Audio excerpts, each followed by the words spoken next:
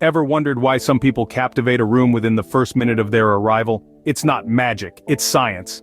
That's right, ladies and gents, we're diving into the pages of Chris Fenning's enlightening book, The First Minute. This book peels back the curtain on the significance of first impressions and the impact they wield on our daily interactions. Picture this. You're stepping into a job interview. You're not just carrying your resume, but also a ticking clock. From the moment you walk in, your first minute sets the tone. Now imagine you're on a first date. The appetizers haven't even arrived, but guess what?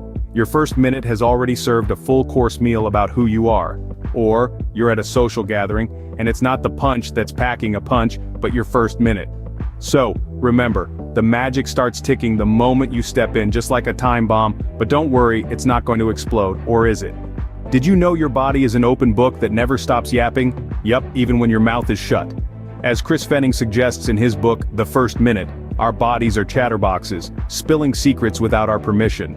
Let's say you're at a party, trying to look cool while slurping punch. Your words say, "I'm a suave, sophisticated individual."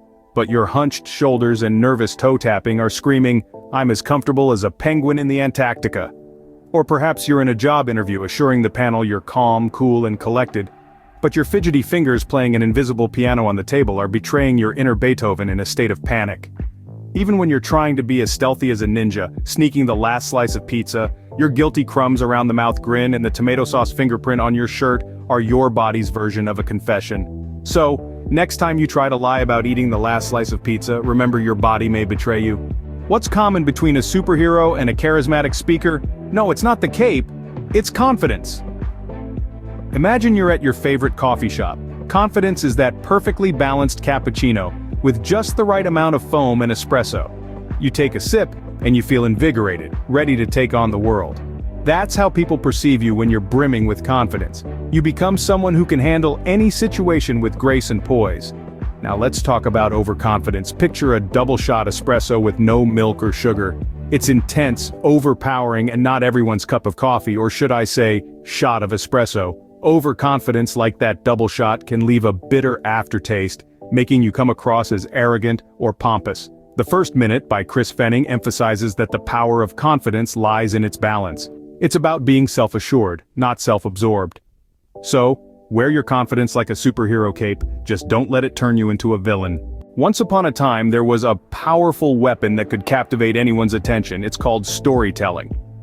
Now, let's take a moment to appreciate the genius of Chris Fenning, who, in his book, The First Minute, emphasizes the importance of storytelling. Imagine you're at a party and wanted to make an impression. You could go about listing your achievements and qualifications, but let's be honest, that's as exciting as watching paint dry. Now, picture yourself weaving a tale about the time you accidentally ended up on a cross-country road trip with only a pet hamster for company. Suddenly, you're not just a face in the crowd. You are the adventurer, the hamster whisperer, the master of misadventures.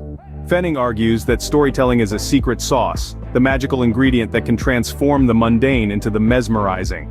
It's the difference between a yawn and a jaw drop.